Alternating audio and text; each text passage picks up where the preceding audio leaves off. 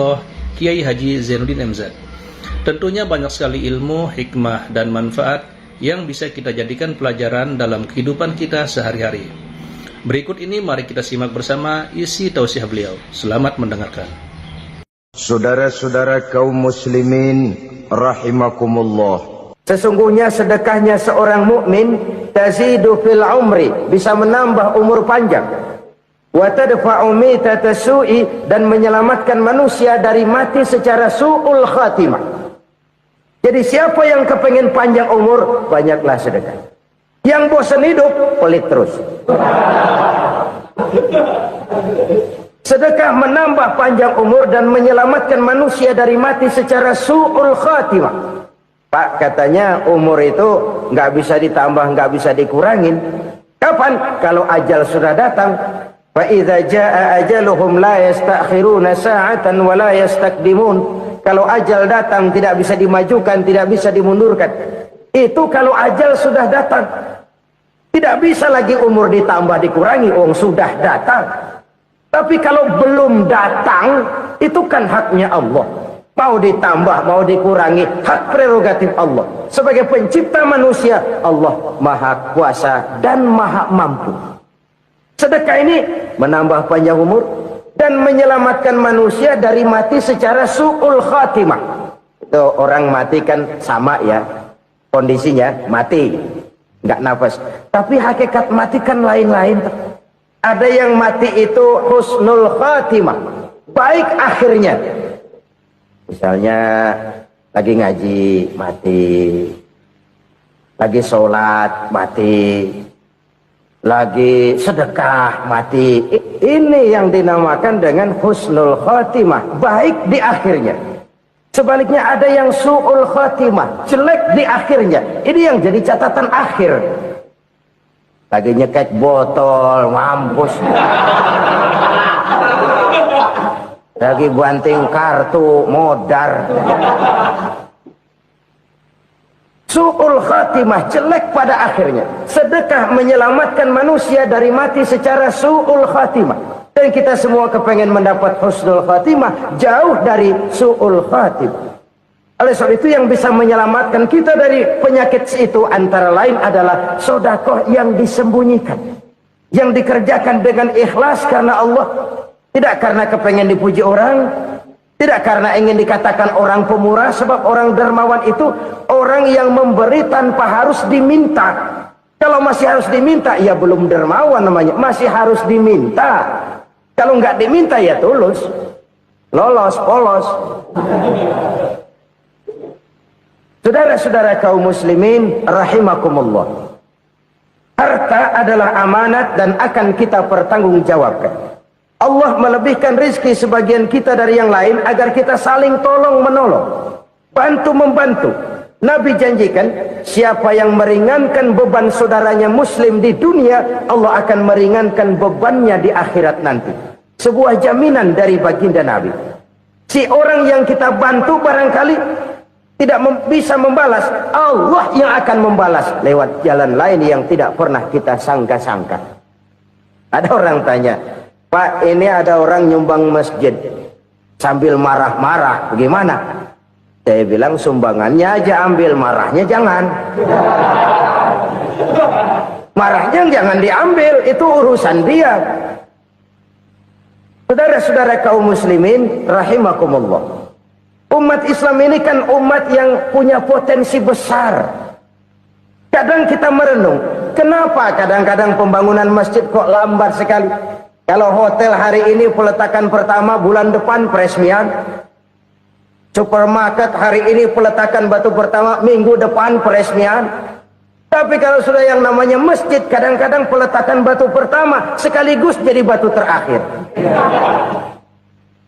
3 tahun, 4 tahun, campur nebar jala di jalanan, duit dijaring kayak ikan sepat. Apa tidak ada orang Islam yang kaya? Banyak. Apa tidak ada pengusaha muslim yang jadi konglomerat? Ada.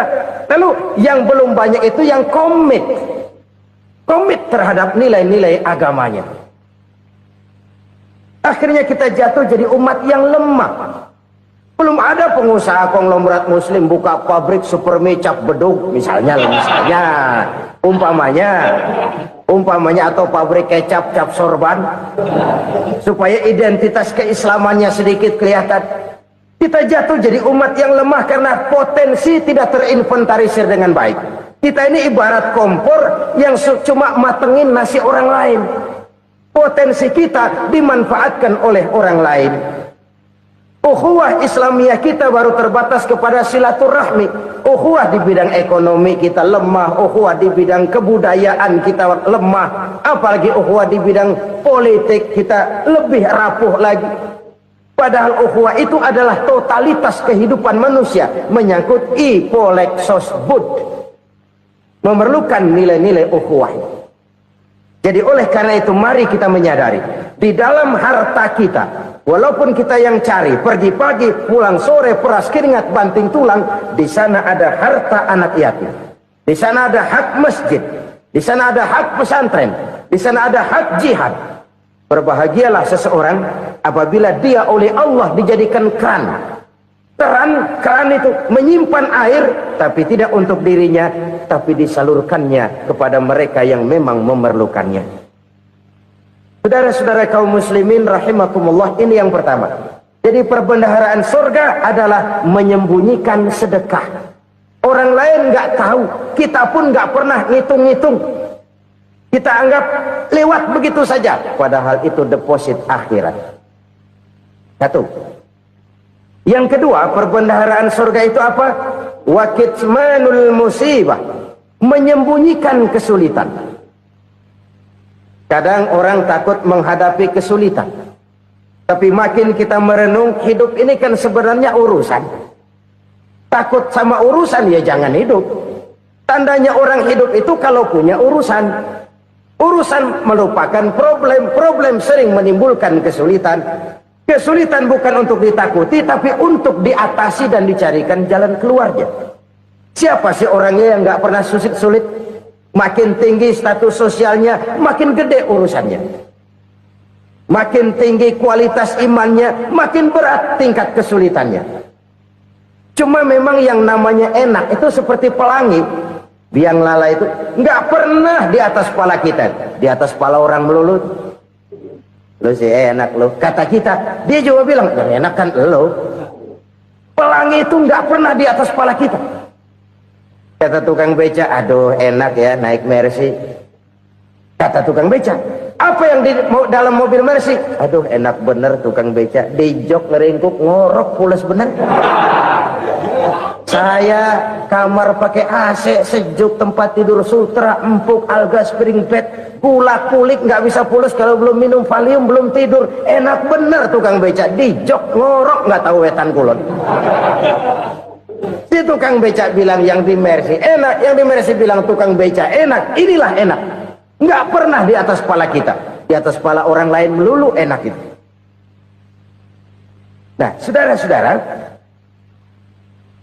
yang merupakan perbendaharaan surga itu orang yang bisa menyembunyikan kesulitan, baik pribadi ataupun rumah tangga. Nih terutama rumah tangga yang jadi soalnya. Kadang-kadang kita ini kalau senang, sebaliknya kalau senang kita diam, kalem aja, cuek.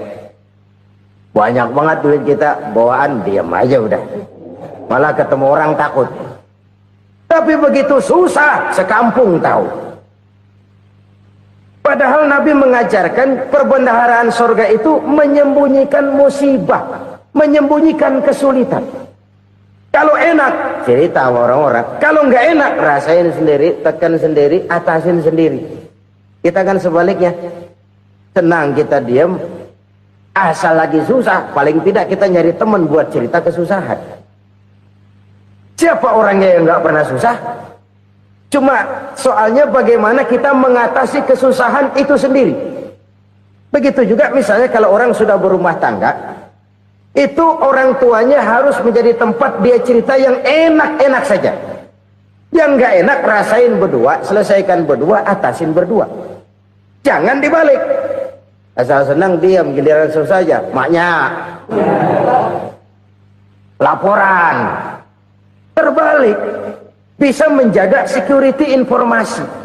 Maka nama bayam keluar diem, malah seluitan.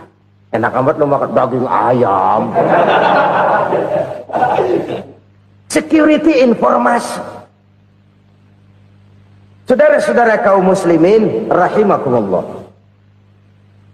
Ujian yang terberat itu yang pernah diberikan kepada para nabi, para rasul, para aulia, para ulama. Makin tinggi keimanan, makin berat bentuk kesulitan. Ayo saya kemukakan satu contoh saja. Ada seorang nabi yang kaya, nabi kaya, namanya Nabi Ayub. Iblis kalau orang begini kan keki, ibadahnya rajin, kaya. Nih yang kayak begini susah digodain. Kalau ibadahnya rajin, miskin, enggali bisa disogok. Sini imannya mantap, ibadahnya rajin, kaya, nabi lagi. Oh, tapi namanya iblis nggak kurang akal. Laporan, Tuhan, kenapa iblis? Ya ini bahasa saya, bahasa Qurannya sih nggak gitu. Itu hambamu yang namanya Ayub, dia rajin ibadah cuma karena dikasih kaya aja. Coba kasih miskin dia, berhenti dia sembahyang. Ah, kamu bisa aja. Saya tahu Ayub itu hambaku yang ikhlas. Saya buktiin Tuhan, silahkan. Dibuktiinlah, iblis turun ke alamin. Yang mula-mula dia lakukan, dia rusak sawah ladang Nabi Ayub. Dia binasakan binatang ternak Nabi Ayub. Sehingga dalam waktu singkat, jatuhlah Nabi Ayub dari orang paling kaya jadi orang paling miskin. Beliau masih ibadah di mihrab dalam masjid. Datang iblis. Saudara Ayub, ya, lagi ngapain? Ibadah. Nyembah Allah, nyembah Allah.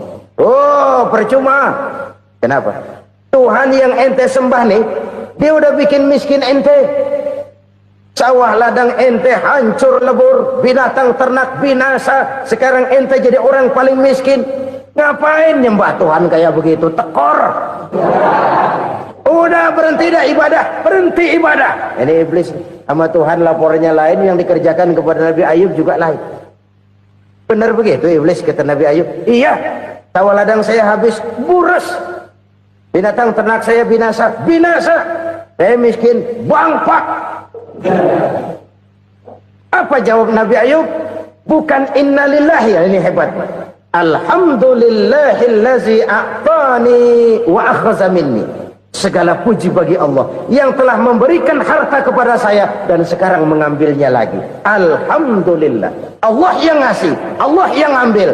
Itu mah urusan Allah. Iblis cuman ibadah jalan terus, sujud lagi Nabi Ayub.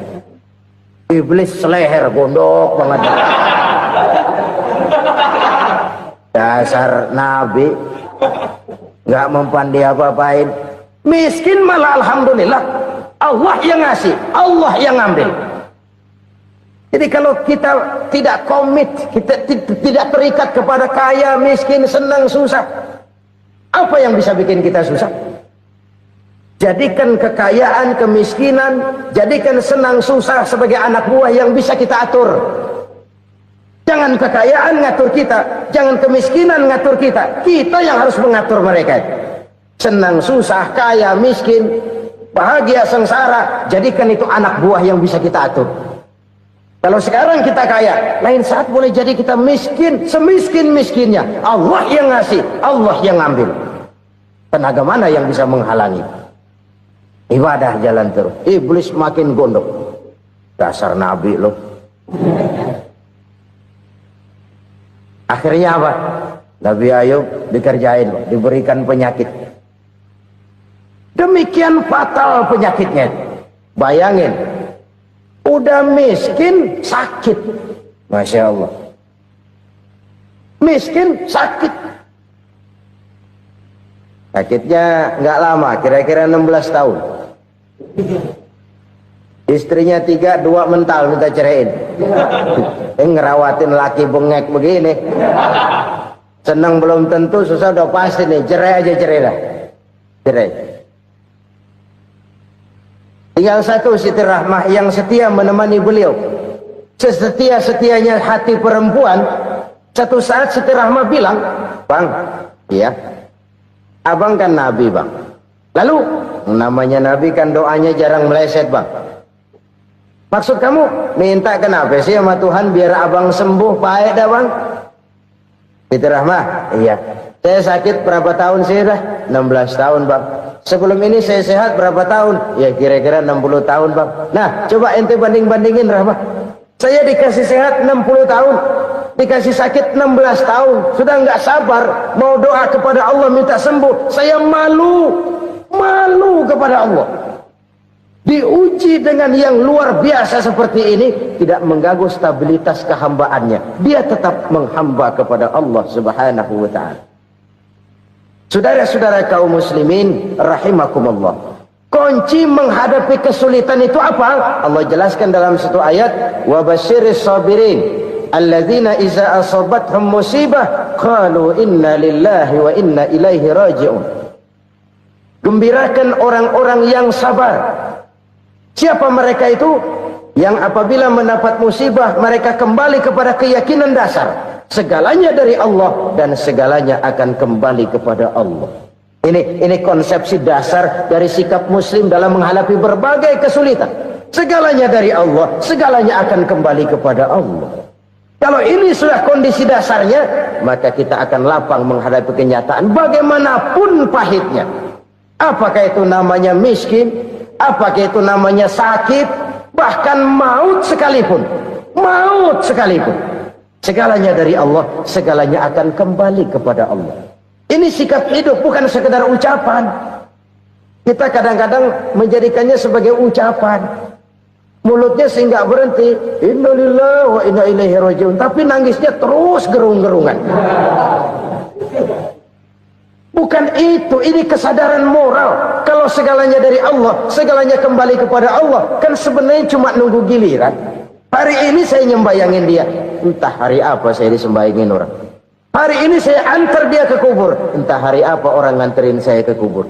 Hari ini saya tahlilkan dia, entah nanti kapan orang tahlilkan saya. Segalanya dari Allah, segalanya akan kembali juga kepada Allah. Oleh sebab itu saudara-saudara, kesulitan bukan untuk ditakuti. Kesulitan justru untuk diatasi, dicarikan jalan keluarnya. Dan tidak ada orang yang tidak pernah mendapat kesulitan. Tidak ada. Semakin tinggi status sosial, semakin tinggi kualitas keimanan, semakin besar juga tingkat kesulitan. Hanya saja bagaimana cara kita mengatasinya. Dan Al-Quran menyatakan, inna ma'al usri yusra. Di balik kesulitan itu pasti ada kemudahan. Roda itu berputar.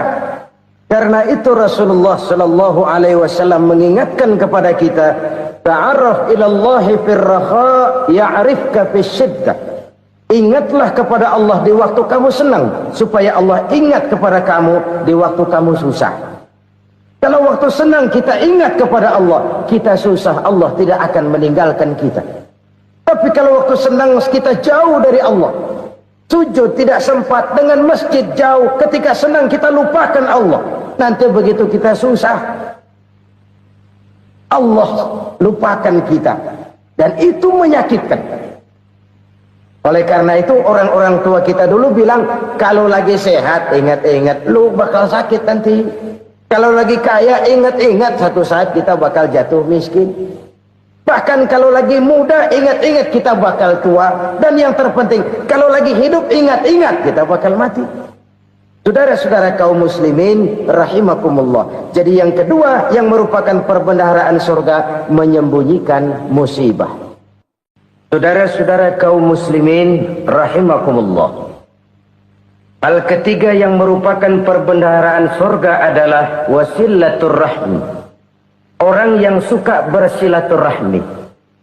Sebagaimana yang kita maklum bahwa manusia adalah makhluk yang disebut zon politika. Makhluk sosial yang tidak mungkin hidup sendiri-sendiri. Betapa dan siapapun kita memerlukan orang lain. Bodoh betul manusia kalau tinggal di tengah masyarakat tapi tidak mau bermasyarakat. Merasa hebat sendiri, pintar sendiri, gagah sendiri, kaya sendiri. Mungkin kalau mati juga ngubur sendiri. Jangankan kita di sini, Di surga saja Nabi Adam waktu sendirian bengong melulu, mondar mandir. Allah tegur dalam sepi dam. Ya ini kalau bahasa saya. Iya Tuhan, sepi ini nggak ada coret-corekan pisan ini. Diciptakan Siti Hawa baru anteng Nabi Adam. Itu di surga. Cobalah. Umpamanya saudara tinggal di Jakarta nih. Kayak bener. Apaan aja di Jakarta punya saudara dah. Jembatan Semanggi ambil. Monas, Buntel bawa pulang. Hotel-hotel ambil semua. Cuman tinggal di Jakarta sendirian. Apa enaknya? Masya Allah, sangat luar biasa tausiah yang sudah disampaikan oleh guru kita Al-Mafrullah Kiai Haji Zainuddin MZ. Sahabat beriman yang dimuliakan Allah, tetaplah di channel ini karena kajian ini belum selesai dan masih banyak lagi hal-hal menarik yang akan disampaikan beliau. Selamat mendengarkan. Betapa dan siapapun kita perlu orang lain. Tidak ada seorang pun yang bisa memenuhi kebutuhan hidupnya secara sendiri-sendiri. Nah, Islam telah menyelamatkan manusia dari ras diskriminasi, mengikat manusia dengan persaudaraan yang berlandaskan kepada akidah. Karena itu dianjurkan bersilaturahmi. Bahkan Nabi menyatakan, "Man arada ayyubsata lahu fi rizqihi wa yunsa'a fi atharihi falyasil rahimah." Siapa yang kepengen diluaskan rezekinya dan dipanjangkan usianya, banyaklah ia bersilaturahmi. Siapa yang kepengen dimudahkan rezekinya, hendaknya ia banyak bersilaturahmi. Kalau banyak teman, kesulitan kan paling tidak ada tempat cerita. Udah susah, sendirian kita pikirin diri, nggak ada tempat tukar pikiran. Cepet banget sama bengek. Dilawan sendiri. Nah, secara makro kita bisa berkata, tidak mungkin ada kemenangan kalau tidak ada kekuatan. Tidak ada kekuatan kalau tidak ada kesatuan dan persatuan. Tidak mungkin ada kesatuan dan persatuan tanpa semangat silaturahmi. Kalau umat Islam mau menang, dia harus kuat. Kalau umat Islam mau kuat, dia harus bersatu. Kalau umat Islam mau bersatu, dia harus membudayakan silaturahmi ini. Bahkan sampai-sampai kata Nabi, kalau bisa cari nilai tambah. Apa? Silman qata'ak. Bersilaturahmilah kau kepada orang yang marah denganmu. Masya Allah, indahnya ajaran agama kita. Orang yang marah pun kepada kita, kata Nabi, kalau bisa bersilaturahmilah kepadanya, kepada orang yang marah itu. Di situ nilai tambah. Cuman jujur nih hadis, ngucapinnya gampang, ngamalinnya yang berat banget. Orang marah sama kita disuruh silaturahmi, ada apa malu? Lu marah, ada gua marahan lagi. Tunggu pikirin. Saudara-saudara kaum muslimin rahimakumullah. Tapi ini yang diajarkan, bahkan ini yang dicontohkan oleh baginda Rasul. Bagaimana begitu mudah, misalnya satu saat Abu Jahal ini ngatur strategi bagaimana bikin Muhammad celaka. Dia gali lubang di depan tempat tidurnya. Dia tutupin daun korma. Terus dia panggil seseorang, ke sini. Kasih tahu Muhammad, pamannya sakit keras, minta ditengokin. Berangkat orang ini ke sana. Muhammad, labbaik. Pamanmu sakit keras, dia minta ditengokin. Baik, saya akan datang menjenguk beliau. Berangkatlah Nabi ke rumah Abu Jahal tanpa prasangka apapun. Abu Jahal udah pasang setil, selimut 3 rangkap setengah dipakai, persis kayak orang meriang. Tapi sembari ngintip dari balik selimut, begitu Muhammad buka pintu, nah masuk perangkap nih. Muhammad jalan menuju tempat pembaringan. Makin lama makin dekat, makin lama makin dekat, makin dekat ke lubang yang dipasang oleh Abu Jahal itu. Dalam hati Abu Jahal, terus dah jatuh, mampus dah lo ini. Mampus lo hari ini nih. Apa yang terjadi? Malaikat Jibril datang. Muhammad, pamanmu cuma pura-pura sakit. Di depan tempat tidurnya ada lubang perangkap supaya kamu jatuh ke situ. Udah, kamu pulang. balik kanan Nabi. Udah hampir jatuh ke lubang, balik kanan, pulang. Bayangin kecewanya Abu Jahal. Muhammad dikit lagi, Muhammad dikit lagi. Enggak paman, saya pulang aja. Emosi, bangun dari tempat tidur, enggak sadar kalau lagi pura-pura sakit. Lompat ngejar Nabi, dia lupa dengan lubang yang dia gali. Pusra, nyemplung sendiri ke dalam lubang.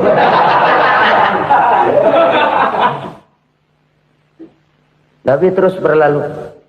Ini terjadi keanehan.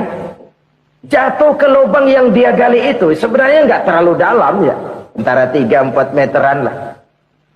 Tolong, saya jatuh ke lubang ini. Datanglah pelayan-pelayannya itu. Angkat saya dari sini. Oh, yang ngulurin tambang. Satu gulung, belum juga nyampe itu tambah. Kurang, beli lagi ke warung. Sambung, ulur lagi, nggak juga bisa sampai. Wah, ini kerjaan Muhammad ini. Tolong, siapa salah seorang kamu ke rumah Muhammad, kasih tahu encangnya kecebur. Minta ditolongin. Sampaikan kepada Rasul. Kenapa? Pamanmu jatuh ke lubang, Muhammad minta tolong diangkatin. Tambang udah nyambung-nyambung nggak nyampe juga. Ya, nanti saya datang, saya tolong. Coba. Nyata-nyata orang berniat jahat mau mencelakakan dia. Datang dia menolong. Ini yang disebut air tuba dibalas air susu ya ini. Bukan sebaliknya. Air tuba dibalas air susu. Paman, kecebur ya? Iya Muhammad, tolong ini. Pegang tangan saya. Nabi ulurkan tangannya. Nyampe. Dipegang oleh Abu Jahal. Diangkat ke atas. Sampai atas. Apa kata Abu Jahal? Sihirmu memang hebat Muhammad. Udah ditolongin dikata sihir. Yang enak kita kemplang kan itu orang begitu. Urusan apa? Tapi inilah akhlak. Kalau bisa kamu bersilaturahmilah dengan orang yang marah kepadamu sekalipun. Orang marah kita tetap baik. So, kalau kita berbuat baik sama orang yang memang baik, rasanya sih biasa-biasa aja. Orang baik kita baik lagi, ya draw aja, belum ada nilai tambah di situ. Baru ada nilai tambah kalau kita bisa berbuat baik kepada orang yang nyakitin kita. Itu namanya kita setingkat di atas dia. Dia sakitin kita, kita berbuat baik sama dia. Dia pelit sama kita, kita baik sama dia. Dia marahin kita, kita deketin dia. Di situ kita punya nilai tambah.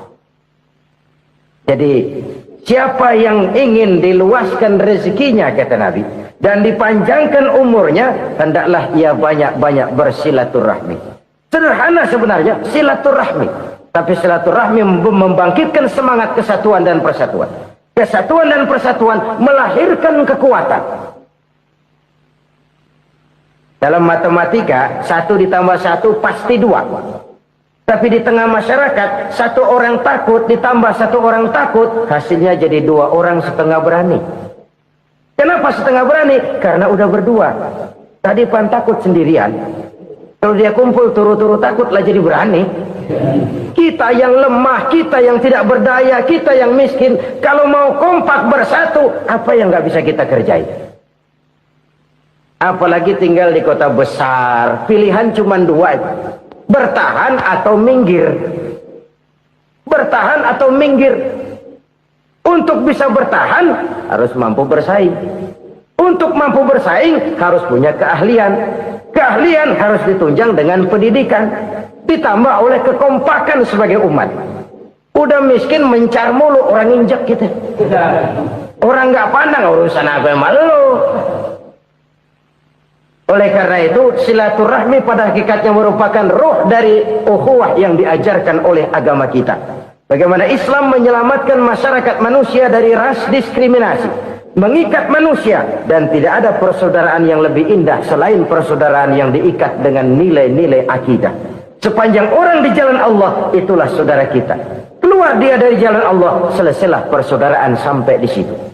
Karena itu, kalau ingin menyimpan sesuatu di surga, banyaklah bersilaturahmi.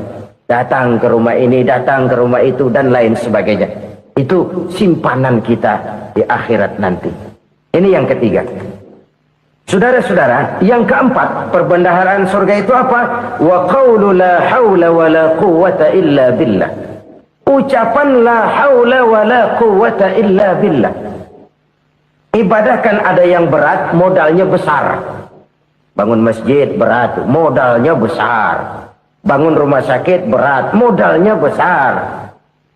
Ada ibadah yang berat, tapi modalnya ringan.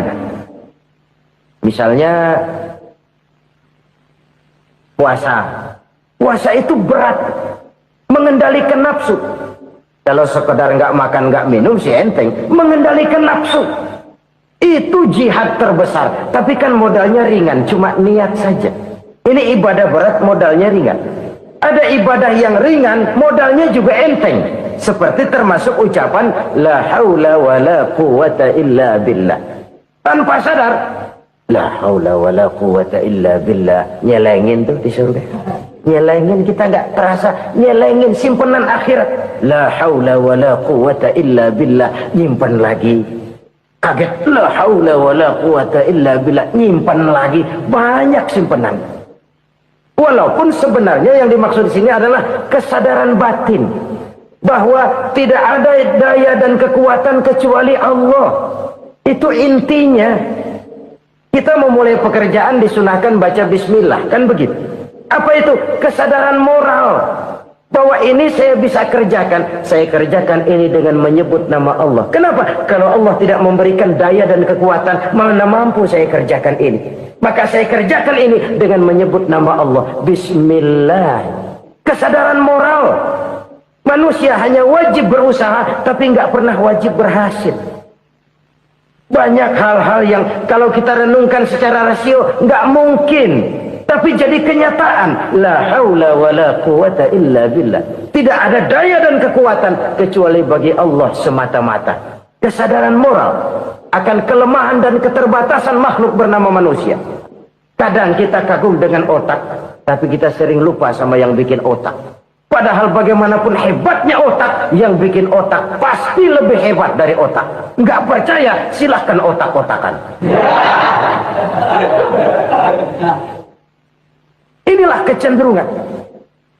Kita kagum dengan pesawat-pesawat mutakhir, bukan main besi gede banget terbang itu. Alangkah hebatnya. Lalu apa yang bikin otak tidak lebih hebat dari itu semua? Kita puji laut. Apa yang bikin laut tidak lebih hebat dari laut itu? La haula wa la quwwata illa billah. Tidak ada daya dan kekuatan kecuali Allah. Apa yang bisa kita lakukan? Kalau tidak karena daya dan kemampuan yang diberikan oleh Allah kepada kita. Lahirlah sikap tawadu, rendah hati. Tidak melonjak menjadi angkuh dan sombong. Sadar akan kelemahan dan keterbatasan diri. Sebagai makhluk yang diciptakan oleh Allah subhanahu wa ta'ala. Jadi satu sisi ini ucapan yang berpahala. La haula. Jadi wiridan. Pada sisi lain ini kesadaran moral. Sikap mental. Kesadaran batin. Bahwa yang punya daya dan kekuatan itu cuma Allah. Kita nggak pantas untuk sombong. Sebab sombong itu pakaiannya Allah. Kita nggak sedang pakai pakaian Allah. Kegedean. Dan makin kita renungi, makin terbentur. Apa sih yang bisa kita sombongin? Kita mau sombong apa? Kaya? Pintar? Itu kan semua relatif. Di atas langit masih ada langit lagi. Jadi oleh karenanya, marilah kita menyadari. Manusia hanya wajib berusaha, tapi tidak pernah wajib berhasil. Yang berusaha saja tidak wajib berhasil, apalagi yang tidak berusaha. Islam bukan agama orang pemalas yang selesai sholat lalu endelohom, enggelenggem ayem-ayem. Tapi Islam bukan agama orang sombong yang setelah berusaha lalu tidak memerlukan Allah. Kita bisa saja bikin proyeksi, tahun sekian kita bakal panen besar menurut perhitungan otak.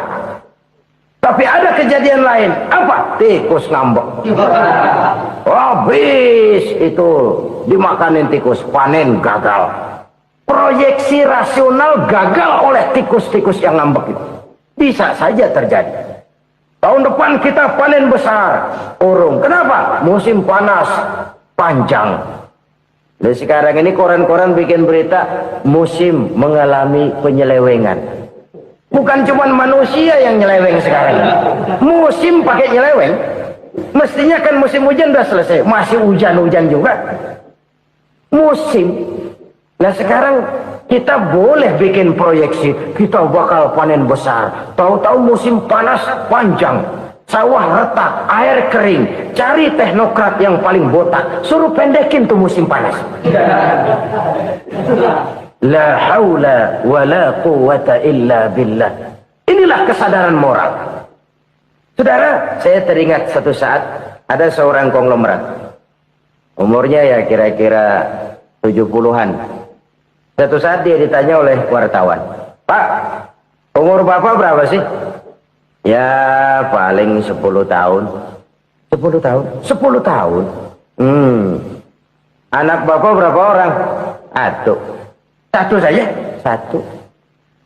Harta Bapak berapa? Ya paling-paling bangsa 7 juta kali. 7 juta? Iya. Pak, kenapa Bapak bohongi saya? Bapak punya buku biografi. Koran-koran, majalah-majalah banyak memuat cerita riwayat hidup Bapak. Saya tahu umur Bapak 70. Kenapa bilang cuma 7 tahun? Saya tahu anak Bapak 8. Kenapa cuma bilang 1? Saya tahu harta Bapak miliaran, mungkin triliunan. Pabrik di mana-mana, bank di mana-mana. Kenapa bilang uang Bapak cuma 7 juta? Nah, kata si konglomerat tadi, kamu benar nak, kamu benar. Umur saya kalau jumlahnya memang 70 nak. Cuman ingat-ingat saya, baru 7 tahun terakhir ini saya sujud. Baru 7 tahun terakhir ini saya berusaha dekat dengan Allah. Saya laksanakan perintahnya, saya jauhi larangannya. 7 tahun inilah rasanya yang ada nilainya di hadapan Allah. Yang 63 tahun matong, kelabu, kelem umur gue. Habis untuk maksiat, untuk munkarat. Maka ketika ditanya tadi, umur saya 7 tahun itu. Oh begitu Pak. Oh iya. Lalu anak Pak. Anak Bapak kan 8. Kenapa bilang cuma 1? Nah, kalau jumlah hitungannya memang anak saya 8. Tapi dari 8 orang ini rasanya cuma 1 nih. Yang bakal jadi buah hati, belahan jantung. Pelanjut cerita, penerus sejarah. Bakal jadi anak soleh yang akan mendoakan saya. Cuma 1 rasanya anak saya ini yang bakal jadi buah hati saya. Besar-besaran saya. Yang akan mendoakan di kubur saya. Yang akan mendoakan di akhirat saya. Yang 7 orang mana? Masya Allah, yang 1 tenggeng. Yang 1 nyekek botol mulu. Yang 1 nggak karu-karuan. Makanya saya bilang 1 anak saya yang akan bisa mendoakan saya. Oh begitu Pak. Iya. Nah harta Pak, harta Bapak kan triliunan. Pabrik Bapak di mana-mana. Uang Bapak hampir di tiap bank-bank besar. Kenapa bilang cuma 7 juta? Betul kau nak. Harta saya kalau jumlahnya memang miliaran, triliunan mungkin. Tapi yang saya ingat baru 7 juta tuh yang saya belanjakan di jalan Allah. Saya nyumbang masjid, saya santuni yatim piatu, saya bantu pembangunan pesantren, saya bantu pembangunan rumah sakit Islam. Itu yang akan saya bawa pulang ke akhirat, yang 7 juta itu. Yang triliunan itu nanti akan diperebutkan oleh anak-anak saya sebagai waris saya. Jadi harta saya 7 juta itu yang bakal nemenin saya di akhirat, yang akan saya bawa pulang jadi teman saya. Saudara-saudara kaum muslimin, jangan-jangan orang tua itu adalah kita-kita ini. Jangan-jangan kita-kita ini adalah orang tua itu. Jangan-jangan itu potret dari diri kita masing-masing. Dari sekian umur yang diberikan Allah, berapa tahun yang ada nilainya di hadapan Allah. Dari sekian anak-anak yang merupakan amanah, berapa yang akan mendoakan kita sebagai orang tuanya menjadi anak soleh. Dari sekian banyak harta yang diberikan Allah, berapa yang akan kita bawa pulang menghadapnya nanti, yang kita belanjakan di jalan Allah. Ini sebuah potret kehidupan. Karena itu kita kembali kepada la haula wa la quwata illa billah. Kita wajib berusaha, kita wajib berikhtiar. Selebihnya segala daya dan kekuatan hanya milik Allah saja semata-mata. Satu kesadaran batin dari setiap pribadi muslim. Setelah ia berusaha dan berikhtiar, ia menyerahkannya kepada Allah Subhanahu wa ta'ala. Jadi satu sisi ini merupakan wiridan ucapan yang mengandung pahala, pada sisi lain ini merupakan sikap batin dari seorang muslim di dalam ia menghadapi realitas kehidupan ini. Saudara-saudara kaum muslimin rahimakumullah, kalau ini kita jadikan satu basis kehidupan, maka ini akan menyelamatkan manusia dari kemungkinan tergelincir menjadi orang yang lupa diri dan lupa darat. Sebab itu Imamul Ghazali berpesan, jadidis safinah fa innal bahra amiq wa khuziz zad fa inna safara ba'id wa khaffifil hamla fa innal hamla sadid. Perbarui selalu kapalmu karena lautan sangat dalam. Bawa bekal yang banyak karena perjalanan ini sangat jauh. Ringankan beban karena kebanyakan beban akan menyakitkan. Alangkah indah kalimat ini, alangkah dalam makna yang terkandung di sana. Perbarui selalu kapalmu karena lautan sangat dalam. Apa artinya ini? Jaga mentalmu baik-baik.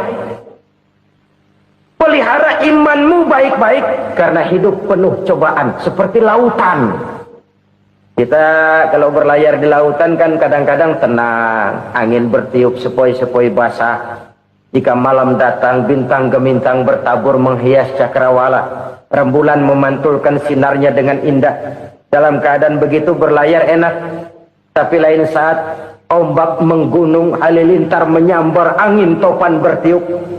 Berapa banyak sudah saudara-saudara kita yang tenggelam di lautan dunia tanpa sadar bahwa dia belum sampai kepada pantai yang akan dituju. Berapa banyak sudah saudara-saudara kita yang tenggelam di lautan dunia ini tanpa sempat bangkit lagi. Dia menyangka sudah sampai kepada tujuannya. Hati-hati kapal jangan sampai bocor karena lautan sangat dalam. Iman ini jaga baik-baik karena hidup penuh dengan ujian. Wa khuziz zad fa inna safara ba'id. Bawa bekal yang banyak karena perjalanan sangat jauh. Saudara mau ke Bandung, bawa duit. Saudara mau ke Surabaya, banyakan lagi duitnya. Saudara mau ke Mekah, gepokan, iketan tuh duit nggak lembaran lagi. Makin jauh perjalanan, makin banyak bekal yang harus kita bawa. Kalau saudara dari Jakarta mau ke Surabaya, kagak bawa duit berangkat juga, itu sih bukan berani namanya, nekat. Sampai Surabaya belum tentu, sengsara di jalan udah pasti. Kenapa? Nggak bawa bekal berangkat. Sama juga kita nih, misalnya belum sempat sembahyang, mati. Waduh, berani banget orang. Belum punya bekal, mati. Sengsara di jalan. Atau bekal tidak cukup.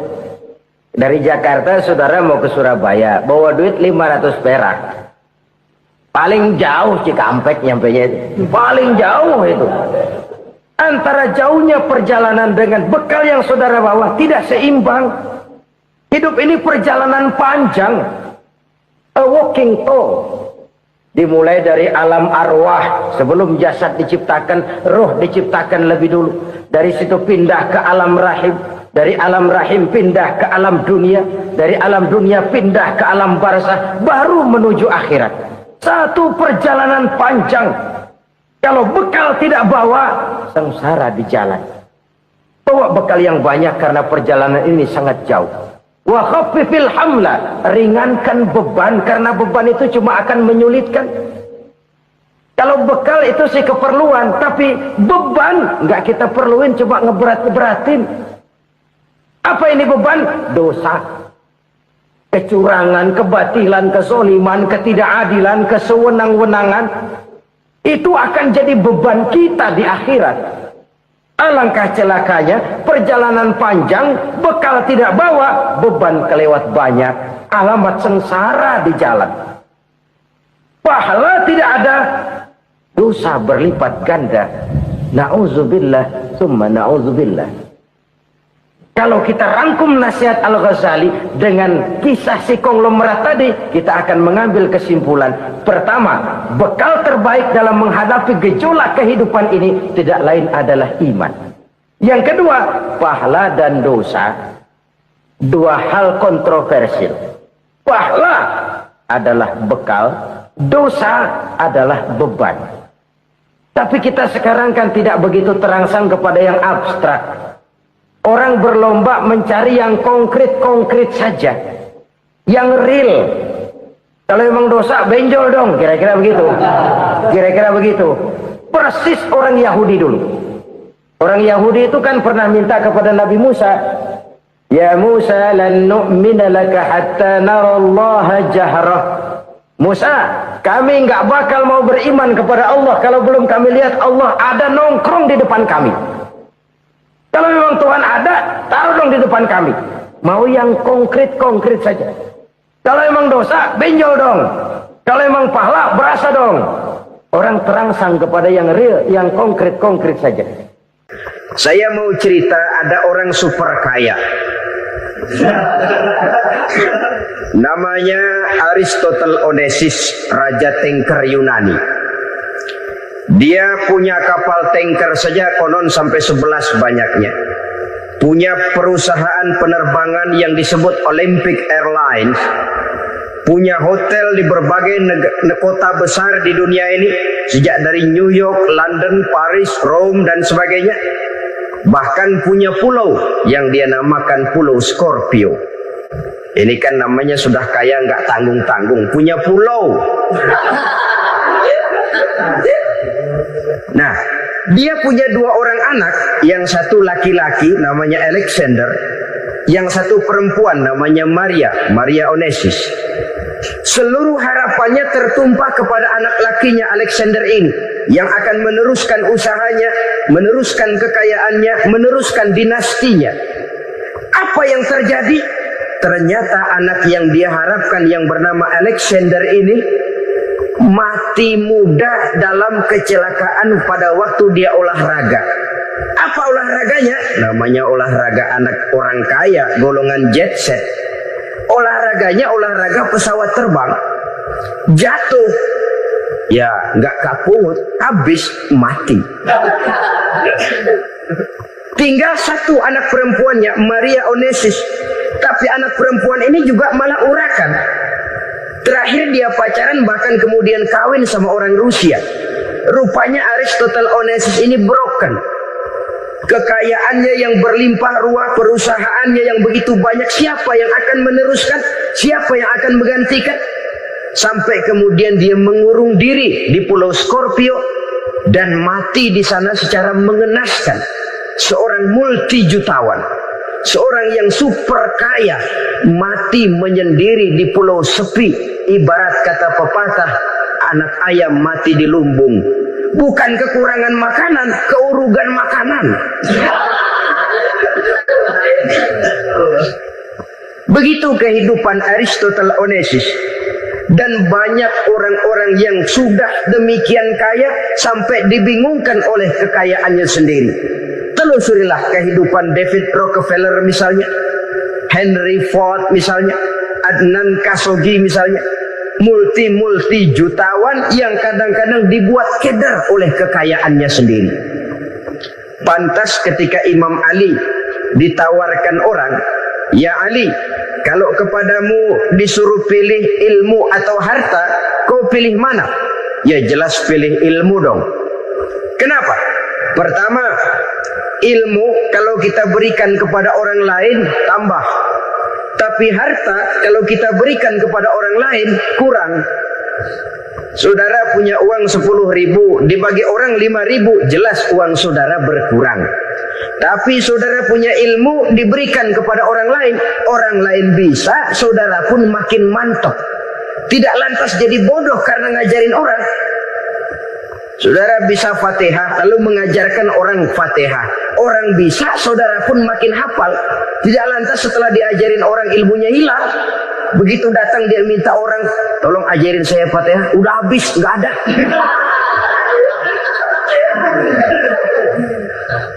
Yang kedua kata Imam Ali, ilmu menjaga kita. Kalau harta, kita yang harus jaga. Makin banyak ilmu, makin terpelihara diri seharusnya. Tetapi makin banyak harta, makin bingung kita jaganya. Sampai kadang-kadang kalau perlu seluruh keliling rumah dipasangi alarm. Belum cukup disewakan anjing besar-besar, pasang di depan pintu, awas anjing galak.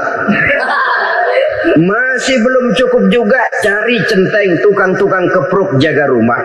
Masih terasa belum aman, padahal rumahnya dikelilingi tembok besar. Di balik tembok ada pintu-pintunya tebal.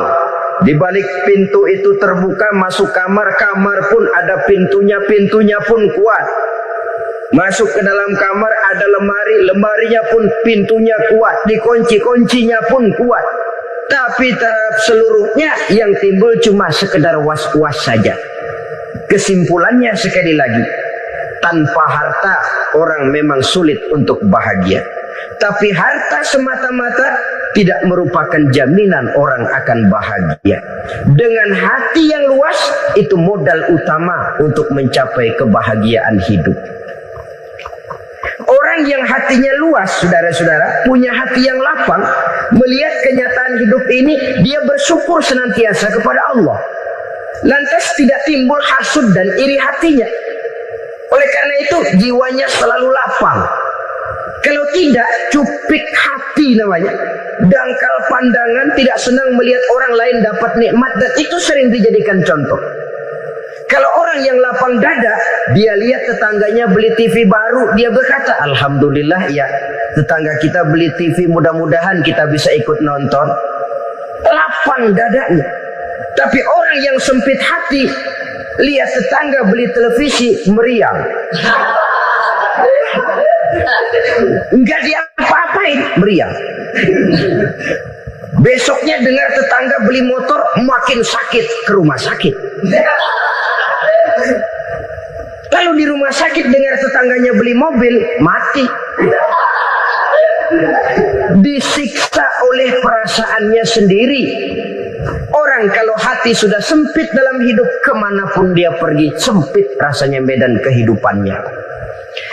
Kemudian kita melihat juga ada orang yang menilai bahwa bahagia itu katanya kalau punya kedudukan yang tinggi, pangkat yang agung, wibawa yang besar. Mungkin betul, tapi mungkin juga tidak. Bergantung kepada hati orang yang punya pangkat itu. Sama dengan harta tadi. Harta akan membawa bahagia kalau dia jatuh ke tangan orang yang berhati lapang. Tapi harta akan jadi bencana kalau jatuh ke tangan hati orang yang sempit.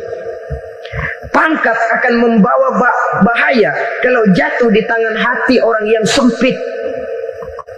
Lebih dari itu, kenyataan mengajarkan kepada kita bahwa ternyata pangkat dan jabatan tidak selamanya memberikan kebahagiaan dalam kehidupan.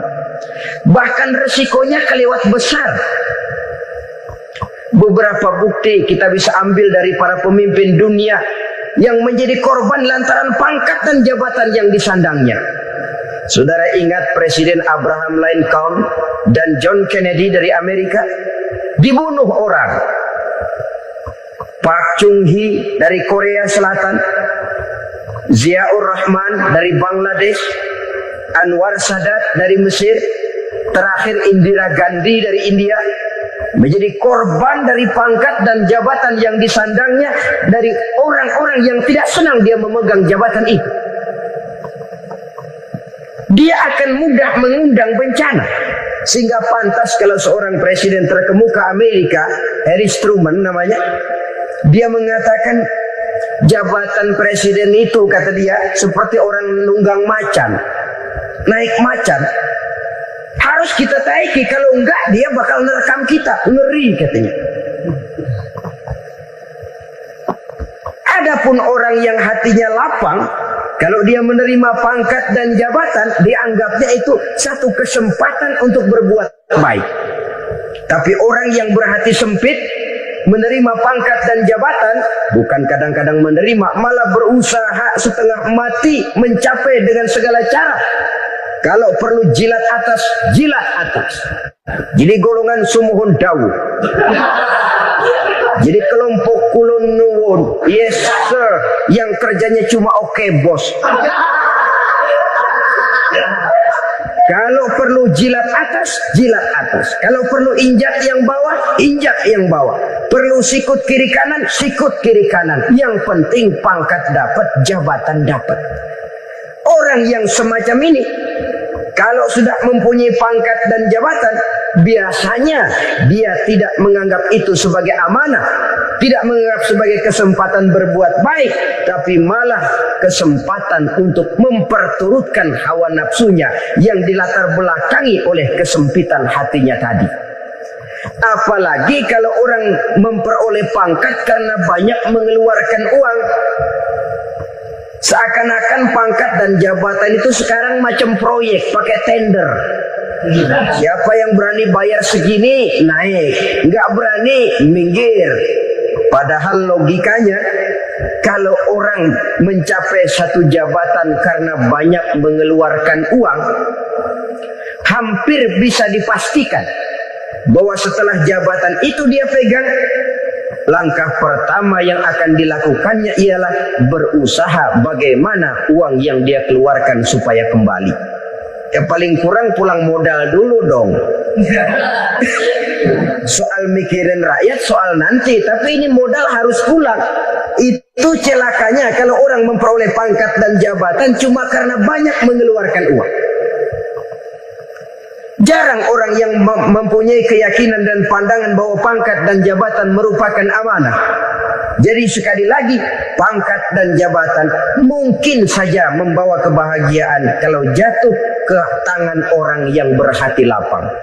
Tapi bisa jadi bencana kalau dia jatuh ke tangan orang yang mempunyai hati yang sempit. Dan lagi-lagi stresnya hati yang lapang. Lalu sebagian orang, saudara, ada yang berpandangan katanya bahagia itu kalau jadi orang terkenal, mempunyai popularitas, menjadi idola di kalangan remaja, di kalangan orang tua, di segala lapisan masyarakat. Padahal makin populer orang, makin terikat dia. Ya kalau macam kita ini kan nggak punya nama, nggak populer, tengah malam buta mau nongkrong di warung Tegal aman. Tapi pangkat, jabatan, kedudukan, popularitas menyebabkan kita diikat dengan berbagai macam peraturan. Cuma mandi sama ke WC saja yang nggak dikawal.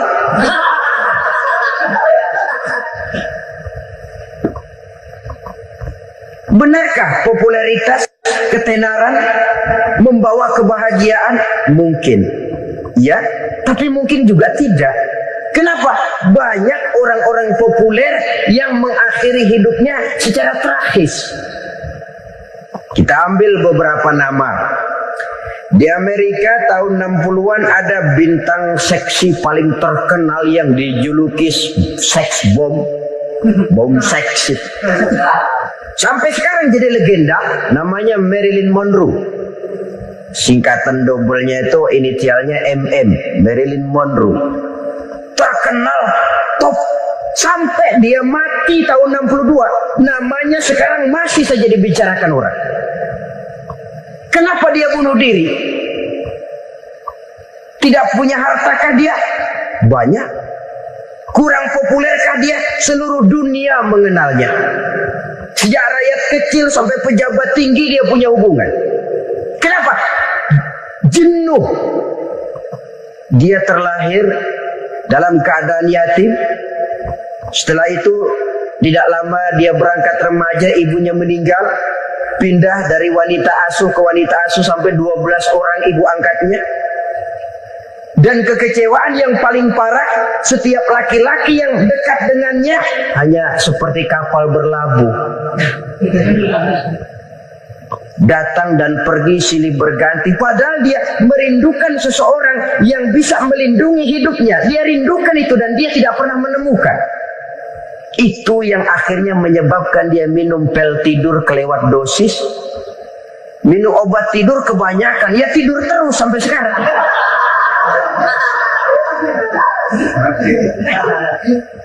Dia mengakui, saya telah memiliki ketenaran, tapi saya tidak pernah hidup dalam ketenaran itu. Saya pandai main sandiwara, tapi saya ingin hidup dalam alam yang real sebagaimana umumnya orang. Itu yang dia rindukan. menyusul jejak yang namanya Marilyn Monroe ini. Billie Holiday, saudara kenal tentu, di rumah sakit dirawat.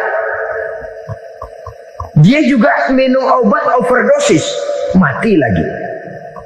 Jimi Hendrix minum obat tidur overdosis kelewat batas, mati lagi. Lalu yang menghanyutkan diri di danau, Janis Joplin dan Brian Jones. Ini orang-orang populer, orang-orang terkemuka yang mengakhiri hidup secara tragis, bukan karena tidak terkenal, mungkin karena sudah saking terkenalnya. Contoh paling belakangan, Bruce Lee. Wah, ini tukang-tukang keprok tentu kenal siapa dia. Sampai sekarang pun tabir kematiannya masih merupakan misteri. Dan yang masih hidup juga menunjukkan gejala yang aneh. Michael Jackson, rumahnya di Beverly Hills itu dijaga sedemikian rupa, dan dia selalu curiga kepada setiap makanan harus steril, bersih dari segala macam kimia. Kemana dia pergi, itu tukang-tukang keprok sudah selalu menjaga dan mengawal, dan dia seakan takut menunjukkan mukanya yang asli.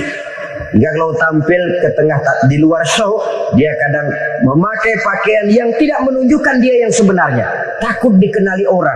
Ternyata popularitas sering jadi momok yang meracuni kehidupan manusia.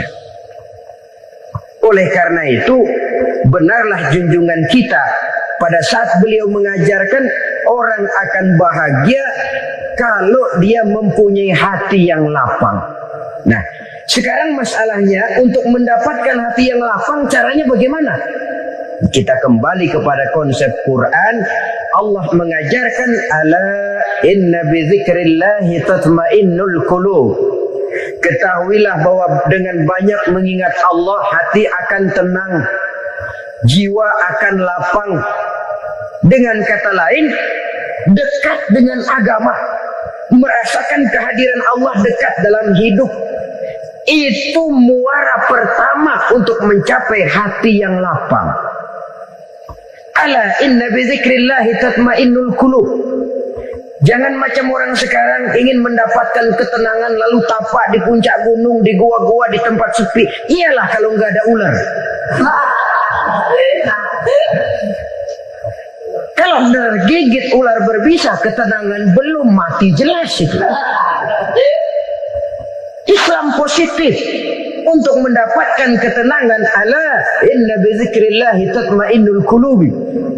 Bahwa ketahuilah bahwa dengan banyak mengingat Allah, hati akan tenang, jiwa akan lapang, nuansa pikiran akan luas. Karena yang namanya bahagia ada dimanapun manusia berada. Di kampung ada bahagia, di kota ada bahagia. Di ngarai, di lembah, di gunung, di hutan, di lautan, di angkasa luar. Dimanapun bahagia itu ada kalau kita bermodalkan hati yang lapang ini. Dan hati akan lapang kalau kita dekat dengan agama. Dekat dengan harta buat sementara hati mungkin tenang. Tapi ketenangan yang relatif dan temporer. Apalagi orang tiap kali tambah harta, tiap kali tambah rencana. Itu wajar. Mungkin sebelumnya saudara berpikir, kalau punya duit 5.000 enak nih. Begitu punya duit 5.000, aduh sayang kalau 10.000 aja. Tiap kali tambah harta, tiap kali lain rencana. Makin banyak rencana, makin menjauhkan kita dari yang namanya ketenangan. Padahal ketenangan merupakan unsur utama untuk mencapai bahagia. Dan ketenangan itu bermuara dalam hati manusia. Tengoklah kehidupan ini. Orang yang banyak harta dengan orang miskin, berbedakah rasa sakit yang mereka tanggungkan? Rasanya tidak. Walaupun si kaya tidur di kasur empuk berselimutkan sutra mahal, sementara si miskin meringkuk di balai bambu yang keras dan kasar. Apabila maut datang, dia juga tidak pernah pilih bulu. Maut datang menjemput si kaya di singgasana keemasannya, dikelilingi oleh para pengasuh, dayang dan idang serta para pengawal. dan maupun datang menjemput si miskin papa sehingga ia tergelepar di tepian jalan. Kedua-duanya bernama mati. Kalau nyata bahwa sakit yang ditanggung si kaya tidak beda dengan sakit yang ditanggung si miskin, bukan harta semata yang membuat orang bahagia. Hati yang tenang, jiwa yang lapang penuh kedamaian karena banyak berzikir dan mengingat Allah, itu merupakan modal utama untuk mencapai sesuatu yang bernama bahagia.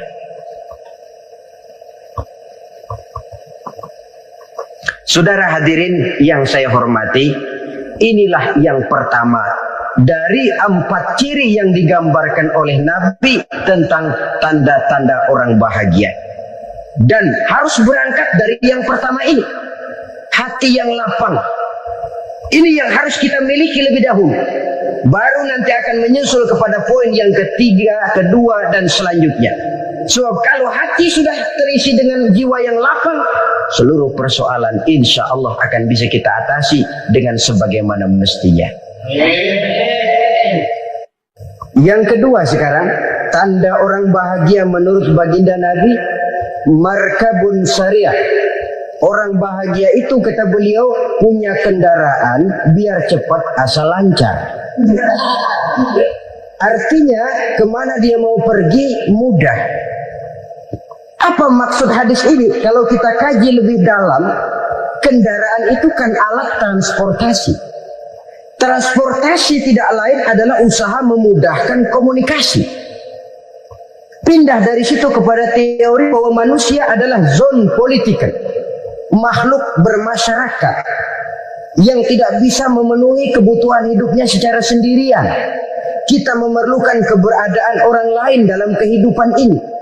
Untuk memakai baju saja kita sudah perlukan petani yang tanam kapas, pabrik yang memintal kapas jadi benang, pabrik yang menenun benang jadi kain, sampai kepada mesin jahit, sampai kepada tukang jahit. Itu cuma untuk memakai pakaian saja. Tidak seorang pun di antara kita yang sanggup memenuhi kebutuhan hidupnya secara sendiri. Kita perlu orang lain. Maka kebebasan dalam arti mutlak, kebebasan tanpa batas, itu tidak mungkin ada dalam kehidupan. Karena kita mengadakan yang disebut interaksi sosial.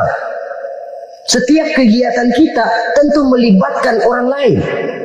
Menurut kita barangkali kita bebas jalan di jalan raya semaunya, tapi orang lain berkendaraan pun merasa bahwa ini ada juga jalan haknya, dan begitu selanjutnya.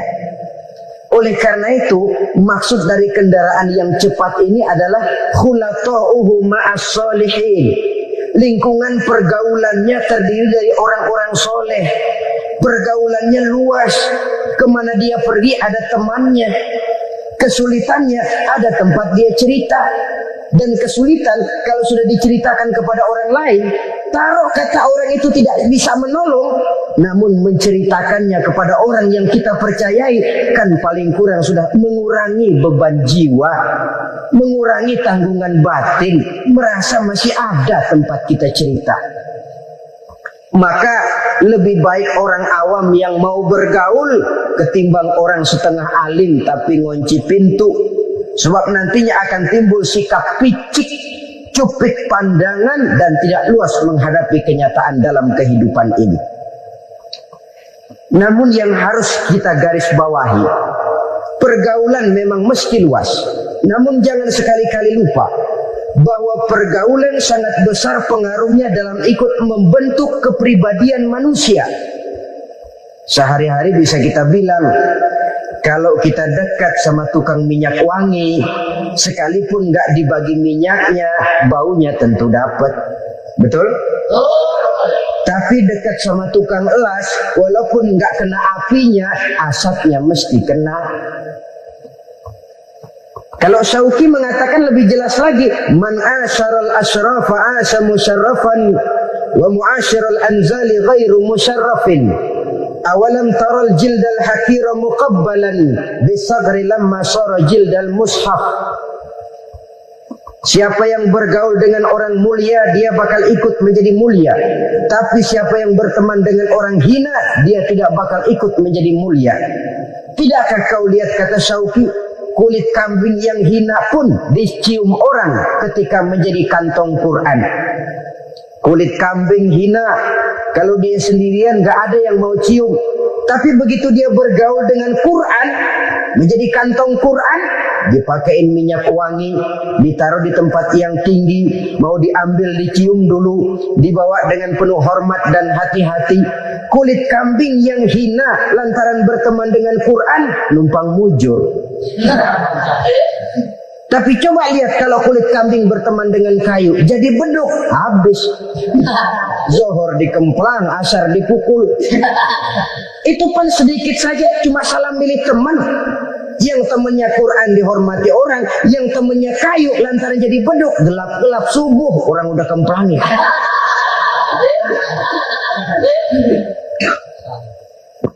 Maka terutama kepada adik-adik remaja yang masih mencari identitas diri, yang ibarat kaset masih kaset kosong, mudah diisi oleh apapun, pandai-pandailah memilih teman dalam bergaul.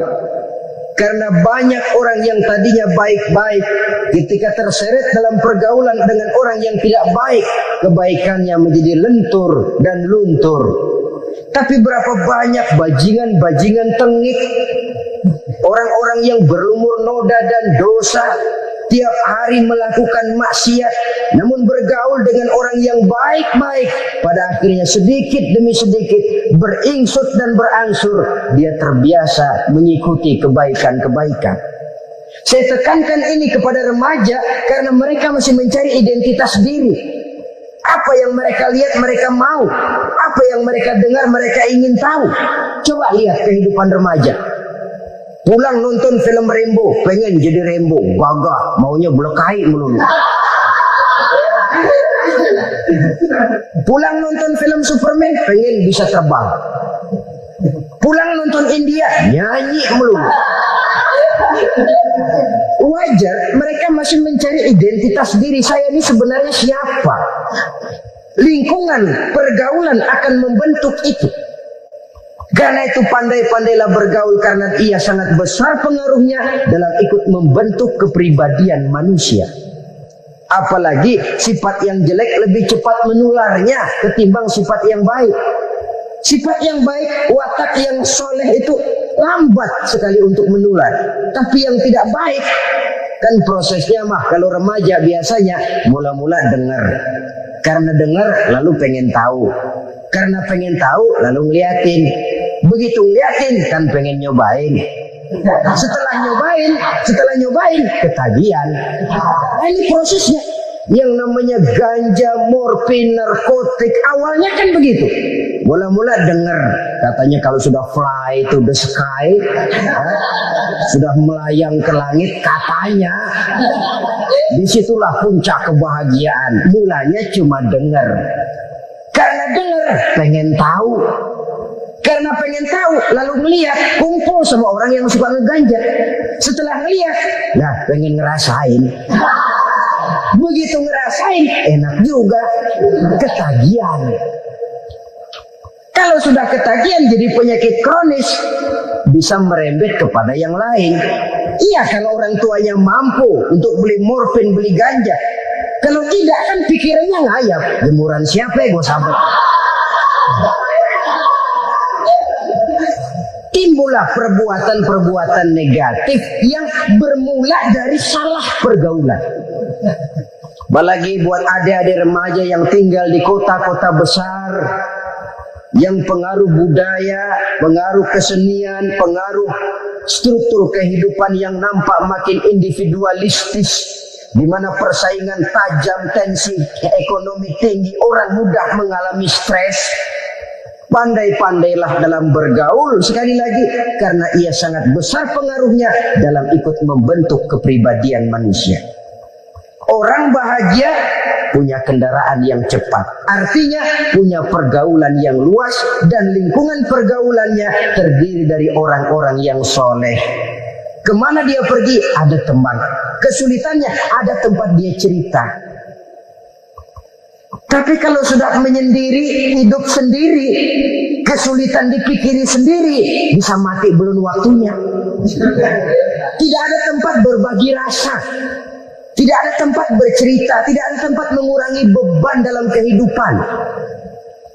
Pantas betul kalau Islam sangat menggalakkan dan menganjurkan orang kalau sudah sampai waktunya itu untuk melangsungkan nikah. Kata Nabi, ya ma'syarus syabab man istata'a minkumul ba'at falyatazawwaj. Hai para pemuda, kalau sudah mampu memberi nafkah, kawinlah, nikahlah kamu. Kenapa? Sudah ada teman hidup, tempat berbagi rasa. Kesulitan kalau ada tempat cerita akan lebih ringan ketimbang kita telan sendiri, walaupun bobot kesulitannya sama beratnya. Saudara-saudara kaum muslimin rahimakumullah, inilah ciri yang kedua, punya kendaraan biar cepat asal lancar. Kemana kita mau pergi gampang. Dengan kata lain, setelah hati yang luas, pergaulan yang luas. Dua. Yang ketiga sekarang, tanda orang bahagia itu menurut Nabi, misbahun mudhi'un, punya lampu yang terang. Oh, itu enggak problem. Sekarang sudah zamannya listrik masuk desa, Pak. Lampu sudah terang semua. Betul, kalau itu yang dimaksud. Tapi tidak cuma itu. Karena lampu yang dimaksud di sini, lampu yang akan menerangi seluruh perjalanan hidup. Dan perjalanan hidup itu sudah dimulai sejak kita terlahir ke alam ini sampai masuk ke alam barzah, kumpul di padang mahsyar sampai ke akhirat. Lampu yang menerangi itu yang diperlukan. Kalau lampu, katakanlah yang paling top sekarang kan lampu jenis Mercury. Taruhlah itu di rumah kita, dia cuma menerangi rumah kita, menerangi hati pun tidak sanggup. Bila kita masuk ke alam barzah, alam kubur, sanggupkah si Mercury yang begitu terang menerangi alam barzah kita? Tidak sanggup lagi. Sanggupkah lampu yang ratusan watt, bahkan puluhan ribu watt menerangi kehidupan di padang mahsyar? Tidak akan sanggup lagi.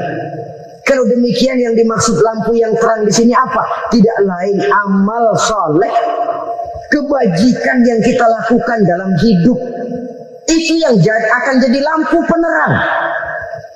Di dunia nama kita akan terang. Jasad kita boleh hancur terkubur tanah, tapi nama kita akan dikenang orang. Begitulah kalau orang meninggalkan kebajikan dalam hidup seperti sekarang. Ribuan orang tiap saat berziarah ke kubur Imam Syafi'i, ke kubur Imam Malik, ke kubur Imam Ghazali, kubur orang yang baik-baik, orang yang soleh-soleh. Kebajikannya yang ditinggalkan, yang mengukir namanya dengan tinta emas. Sehingga saudara sudah terbaring di alam kubur, orang lewat, Allah ini kuburannya Fulan bin Fulan, dulu ini kebaikannya Masya Allah, saya ikut merasakan. Mari kita mampir sebentar, kita Fatihah. Mohon disampaikan Allah pahalanya kepada almarhum. Al-Fatihah. Itu kalau orang baik-baik. Lalu saudara tanya, Pak, orang mati dikirimin Fatihah apa nyampe pahalanya? Saya jawab, kalau saudara nggak percaya, mati dulu dah. Nanti saya Fatihain, tungguin di sana. Umpama nggak sampai, balik lagi kemari. Sekarang ini kan maunya otak-otakan saja. Kalau nggak masuk otak, nggak percaya. Padahal alam gaib itu nggak bisa diotak-otakin. Sama saja dengan saudara pernah dengar cerita kapal Tampung Mas tenggelam kan? Pernah nggak? Di mana? Nah, di laut Masa Lembo. Begitu ke Tampung Mas tenggelam, ratusan penumpang itu terjun ke laut, dipermainkan gelombang, berjuang menghadapi maut itu. Orang lagi timbul tenggelam di lautan, dihantam ombak, kita tengokin pakai helikopter. Pak, lagi timbul tenggelam ya? Iya, tolongin. Jangan khawatir Pak nih, saya kirim intan Pak, harganya 10 juta. Kira-kira orang yang timbul tenggelam di laut seneng nggak? Kan mahal toh intan 10 juta. Kenapa dia nggak senang? Karena Intan 10 juta dalam kondisi seperti itu tidak sanggup menyelamatkan dia. Dia akan girang kalau dikirimin ban mobil bekas, dikirimin papan terentang atau bambu. Intan yang 10 juta dia nggak girang. Ban mobil bekas yang 1000 perak, tuh pegang, itu yang dia girang betul. Inilah sebabnya Nabi berkata, mal mayyitu fi qabrihi illa kal ghariqil mutaghawwis. Orang yang meninggal di alam kuburnya seperti orang timbul tenggelam di lautan. Yantaziru da'watan min ahli, menunggu doa dari keluarganya yang masih hidup. Duh, bapak saya sudah meninggal, saya sayang benar sama dia. Kirimin kulkas ke kuburannya. Itu sama saja dengan tadi orang tenggelam di lautan dikirimi intan yang harganya 10 juta, tidak sampai. Begitulah kalau kebajikan yang kita tinggalkan dalam hidup, sudah mati pun kubur kita masih diziarahi orang. Tapi kalau jahat yang kita tinggalkan, boro-boro lah orang mau doa lewat dekat kuburan kita juga seram. Tuh, bajingan no. Dulu mati dipendam di situ tuh. Jangan lewat situ, ntar kesurupan, jangan. Lewat saja orang ngeri. Konon lagi membacakan Fatihah dan mengirimkan doa. Hidup pada hakikatnya adalah kesempatan untuk berbuat baik. Maka sekali kesempatan itu diberikan, manfaatkan dengan sebaiknya. Sebab kesempatan kedua tidak akan pernah ada. Kesempatan berbuat baik di sini, di akhirat sudah pembalasan namanya. Sekali kesempatan itu dicabut, dia tidak akan pernah dikembalikan lagi. Kata Iqbal, hidup tidak mundur ke belakang, Bung. Berhenti diinjak orang, mundur hancur. Tidak ada kata mundur dalam hidup ini. Berhenti diinjak orang, mundur kecebur. Tidak ada kata lain. Harus maju dalam kehidupan, dalam artian yang positif. Hidup adalah kesempatan untuk mengumpulkan kebajikan yang sebanyak-banyaknya. Di situ nilai daripada manusia. Sekarang ini memang nggak kelihatan kok. Orang yang banyak pahala sama yang banyak dosa nggak kelihatan kok. Barangkali kalau habis bikin dosa palanya pada benjol, mungkin orang takut sama dosa. Tapi sekarang sama saja. Orang yang banyak dosa dengan yang nggak banyak dosa jalan bareng dari belakang, sama, nggak kelihatan beda. Tapi ada waktunya di mana pahala memegang peranan, di mana dosa diperlihatkan. Sama saja kalau kita bawa mobil siang, lampu kan nggak begitu berfungsi. Apa lalu bilang, alah ini lampu berat-beratin, copot-copotin aja dah. Tidak perlu begitu. Kenapa? Pada suatu saat malam senja akan datang. Bila matahari terbenam, senja pun datang, gelap mulai merayap, disitulah baru terasa perlunya lampu. Pahala begitu. Sekarang orang yang nggak ada pahalanya nggak kelihatan dalam kehidupan. Tapi pada suatu saat senja kehidupan akan datang. Ajal merenggut nyawa, malam merayap, dan hidup mulai diliputi kegelapan di alam barzakh. Dikala itu kalau nggak punya lampu, alangkah malangnya kita. Sebab amal yang baik, kata Nabi, di alam barzakh itu akan diciptakan menjadi perempuan yang cantik menemani kita. Amal yang jahat akan menjadi orang yang paling jelek nemenin kita. Udah di tempat gelap yang nemenin jelek. Kaum muslimin rahimakumullah. Simpanan sorga ada 4 macam. Yang pertama, ikhfa'us sadaqah, menyembunyikan sedekah. Saudara-saudara kaum muslimin, sebagaimana yang kita maklum bahwa Allah Subhanahu wa taala melebihkan sebagian rezeki dari kita terhadap yang lain. Ada yang kaya, ada yang setengah kaya, ada yang miskin, ada yang setengah miskin, dan selanjutnya. Ada yang gajinya kecil tapi penghasilannya gede. Ada yang penghasilannya gede tapi nggak punya gaji. Ada juga yang memang gajinya gede dan penghasilannya gede. Kelebihan rezeki merupakan sunnatullah dan tidak harus membuat kita merasa lebih dari yang lain. Bahkan sebaliknya, kelebihan itu harus membuat kita ringan tangan untuk menolong mereka yang memang memerlukan pertolongan. Kalau saudara diberikan ilmu, maka pertanyaan akhirat cuma satu: ilmumu kau amalkan untuk apa? Kalau saudara diberikan umur yang panjang, pengadilan akhirat juga bertanya satu: umurmu kau habiskan di mana? Tapi kalau saudara diberikan harta, pengadilan akhirat akan bertanya dua: hartamu kau dapat dari mana, kau belanjakan kemana? Dari mananya ditanya, dan kemananya juga ditanya. Oleh karena kita akan dimintakan pertanggungan jawab, maka amanah yang bernama harta ini harus kita gunakan dengan sebaik-baiknya. Ada penggunaan yang merupakan kewajiban, itu zakat namanya. Ada penggunaan yang sewaktu-waktu, itu infak namanya. Ada yang lebih sewaktu-waktu lagi, dan itu sedekah namanya. Zakat dia terikat oleh haul dan nisab, oleh putaran batas waktu dan ukuran dari harta itu sendiri. Sedangkan infak terikat oleh situasi dan kondisi perekonomian seseorang. Sedangkan sedekah tidak terikat dengan apapun. Dalam kondisi seperti apapun kita bisa melakukan sedekah dengan yang terkecil sekalipun. Sampai-sampai Rasulullah sallallahu alaihi wasallam mengajarkan, la tahqiranna minal ma'rufi syai'an walau an talqa akhaka biwajhin talik. Atau ada hadis, tabassumuka fi wajhi akhika laka sedekah. Senyumanmu kepada temanmu adalah sedekah. Jadi untuk melakukan sedekah tidak harus dalam berbentuk uang. Dengan ilmu kita bisa sedekah, dengan tenaga kita bisa bersedekah, dengan pikiran kita bisa bersedekah, bahkan senyum kepada teman itu pun sedekah. Jadi kalau sedekah dengan uang memang belum punya uang, nyengir aja banyakin. Itu asal pada tempatnya, jangan lalu ketemu tiang listrik cengengesan. Tentu tidak pada tempatnya dan tidak wajar. Nah, sedekah yang paling dicintai Allah adalah sedekah yang disembunyikan. Artinya jauh dari sifat riya.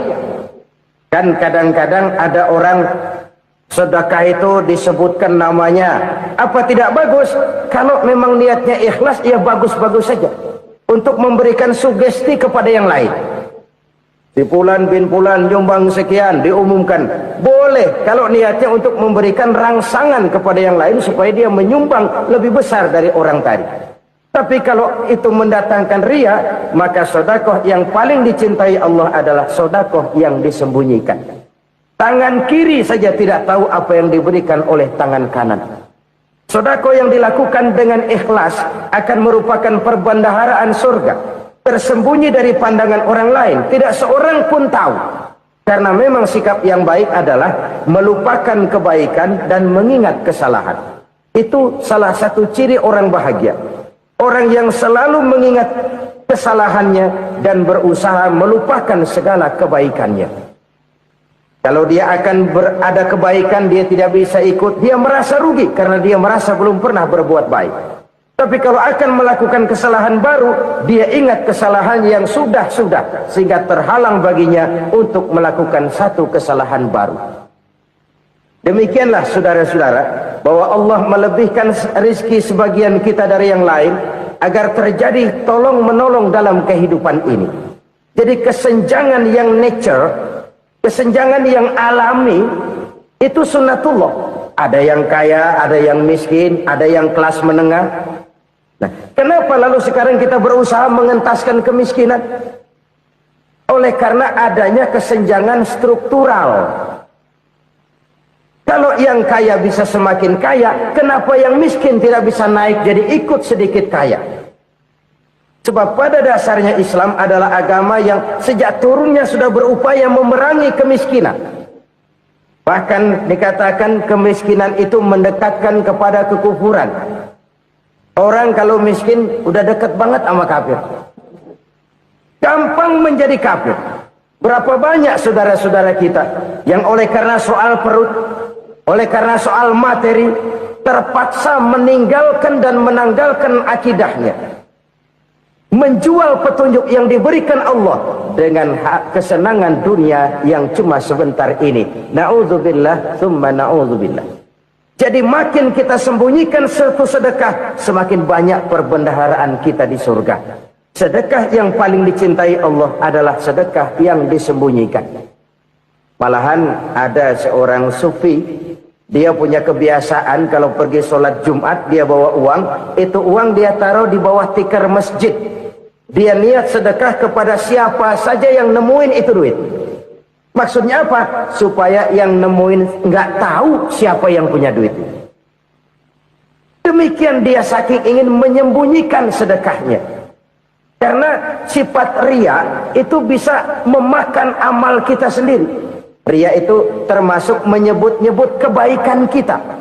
Orang yang suka nepuk dada, sedikit-sedikit ngitungnya kalau nggak gua. Tuh kalau nggak gua tuh. Tuh yang belah situ, kalau nggak gua. Iya, kalau nggak lu kenapa emang? Alhamdulillahirrabbilalamin. Demikianlah tausiah penuh ilmu, hikmah dan manfaat yang sudah kita dengarkan bersama dari guru kita Al-Mafrullah Kiai Haji Zainuddin MZ. Sahabat beriman yang dimuliakan Allah, mari kita doakan guru kita, semoga beliau diampuni segala dosa-dosanya dan dilapangkan kuburnya. Dan buat sahabat semua yang sudah setia menyimak tausiah ini sampai selesai, saya ucapkan terima kasih banyak. Doa dan harapan saya semoga sahabat semua selalu diberikan kesehatan, dimudahkan segala urusannya dan dilancarkan rezekinya. Amin ya rabbal alamin. Demikian yang dapat saya bagikan, kurang lebihnya mohon maaf. Sampai bertemu lagi di kajian berikutnya. Wabillahi taufik wal hidayah, waridho wal inayah. Wassalamualaikum warahmatullahi wabarakatuh. Setelah kita mendengarkan bersama tausiah penuh ilmu dan hikmah yang sudah disampaikan oleh guru kita Al-Mafrullah Kiai Haji Zainuddin MZ, sekarang mari kita lanjutkan aktivitas kita masing-masing. Semoga apa yang sudah disampaikan oleh beliau menjadi ilmu yang bermanfaat dalam kehidupan kita sehari-hari. Selamat beraktivitas buat sahabat semua dan sukses selalu. Sampai bertemu lagi di kajian Ar-Rozak 313 berikutnya. Wassalamualaikum warahmatullahi wabarakatuh. Bismillahirrahmanirrahim. Assalamualaikum warahmatullahi wabarakatuh. Alhamdulillahi wa kafa, wassalatu wassalamu ala rasulillahil mustafa wa ala alihi wa sahbihi wa man ihtada. Amma ba'du. Sahabat beriman yang dimuliakan Allah, syukur alhamdulillah kita bertemu lagi di channel Ar-Rozak 313. Pada kesempatan yang berbahagia ini, mari sejenak kita luangkan waktu kita untuk bersama-sama menyimak tausiah fenomenal dari guru kita Al-Mafrullah Kiai Haji Zainuddin MZ. Tentunya banyak sekali ilmu, hikmah dan manfaat yang bisa kita jadikan pelajaran dalam kehidupan kita sehari-hari. Berikut ini mari kita simak bersama isi tausiah beliau. Selamat mendengarkan. Saudara-saudara kaum muslimin rahimakumullah. Sesungguhnya sedekahnya seorang mukmin tazidu fil umri, bisa menambah umur panjang. Wa tadfa'u mitata su'i, dan menyelamatkan manusia dari mati secara su'ul khatimah. Jadi siapa yang kepengen panjang umur, banyaklah sedekah. Yang bosan hidup, pelit terus. Sedekah menambah panjang umur dan menyelamatkan manusia dari mati secara su'ul khatimah. Pak, katanya umur itu nggak bisa ditambah, nggak bisa dikurangin. Kapan? Kalau ajal sudah datang. Fa idza jaa ajaluhum la yastakhiruna sa'atan wa la yastaqdimun. Kalau ajal datang tidak bisa dimajukan, tidak bisa dimundurkan. Itu kalau ajal sudah datang. Tidak bisa lagi umur ditambah dikurangi, sudah datang. Tapi kalau belum datang, itu kan haknya Allah. Mau ditambah, mau dikurangi, hak prerogatif Allah. Sebagai pencipta manusia, Allah maha kuasa dan maha mampu. Sedekah ini menambah panjang umur dan menyelamatkan manusia dari mati secara su'ul khatimah. Itu orang mati kan sama ya, kondisinya mati, nggak nafas. Tapi hakikat mati kan lain-lain. Ada yang mati itu husnul khatimah, baik akhirnya. Misalnya lagi ngaji, mati. Lagi sholat, mati. Lagi sedekah, mati. Ini yang dinamakan dengan husnul khotimah, baik di akhirnya. Sebaliknya ada yang su'ul khotimah, jelek di akhirnya. Ini yang jadi catatan akhir. Lagi nyekek botol, mampus.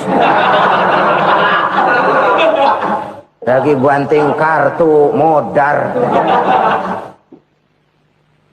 Su'ul khatimah, jelek pada akhirnya. Sedekah menyelamatkan manusia dari mati secara su'ul khatimah. Dan kita semua kepengen mendapat husnul khatimah, jauh dari su'ul khatimah. Oleh sebab itu yang bisa menyelamatkan kita dari penyakit itu antara lain adalah sedekah yang disembunyikan. Yang dikerjakan dengan ikhlas karena Allah. Tidak karena kepengen dipuji orang, tidak karena ingin dikatakan orang pemurah, sebab orang dermawan itu orang yang memberi tanpa harus diminta. Kalau masih harus diminta, ya belum dermawan namanya, masih harus diminta. Kalau nggak diminta ya tulus, lolos, polos. Saudara-saudara kaum muslimin rahimakumullah. Harta adalah amanat dan akan kita pertanggungjawabkan. Allah melebihkan rizki sebagian kita dari yang lain agar kita saling tolong menolong, bantu membantu. Nabi janjikan siapa yang meringankan beban saudaranya muslim di dunia, Allah akan meringankan bebannya di akhirat nanti. Sebuah jaminan dari baginda Nabi. Si orang yang kita bantu barangkali tidak bisa membalas, Allah yang akan membalas lewat jalan lain yang tidak pernah kita sangka-sangka. Ada orang tanya, Pak, ini ada orang nyumbang masjid sambil marah-marah, bagaimana? Saya bilang sumbangannya aja ambil, marahnya jangan. Marahnya jangan diambil, itu urusan dia. Saudara-saudara kaum muslimin rahimakumullah. Umat Islam ini kan umat yang punya potensi besar. Kadang kita merenung, kenapa kadang-kadang pembangunan masjid kok lambat sekali? Kalau hotel hari ini peletakan pertama, bulan depan peresmian. Supermarket hari ini peletakan batu pertama, minggu depan peresmian. Tapi kalau sudah yang namanya masjid, kadang-kadang peletakan batu pertama sekaligus jadi batu terakhir.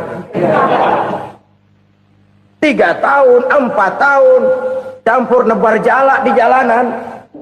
Duit dijaring kayak ikan sepat. Apa tidak ada orang Islam yang kaya? Banyak. Apa tidak ada pengusaha muslim yang jadi konglomerat? Ada. Lalu yang belum banyak itu yang komit terhadap nilai-nilai agamanya. Akhirnya kita jatuh jadi umat yang lemah. Belum ada pengusaha konglomerat muslim buka pabrik supermi cap bedug misalnya umpamanya atau pabrik kecap cap sorban supaya identitas keislamannya sedikit kelihatan. Kita jatuh jadi umat yang lemah karena potensi tidak terinventarisir dengan baik. Kita ini ibarat kompor yang cuma matengin nasi orang lain. Potensi kita dimanfaatkan oleh orang lain. Ukhuwah Islamiyah kita baru terbatas kepada silaturahmi. Ukhuwah di bidang ekonomi kita lemah, ukhuwah di bidang kebudayaan kita lemah, apalagi ukhuwah di bidang politik kita lebih rapuh lagi. Padahal ukhuwah itu adalah totalitas kehidupan manusia, menyangkut ipolek sosbud, memerlukan nilai-nilai ukhuwah. Jadi oleh karena itu mari kita menyadari di dalam harta kita, walaupun kita yang cari, pergi pagi, pulang sore, peras keringat, banting tulang, di sana ada harta anak yatim. Di sana ada hak masjid. Di sana ada hak pesantren.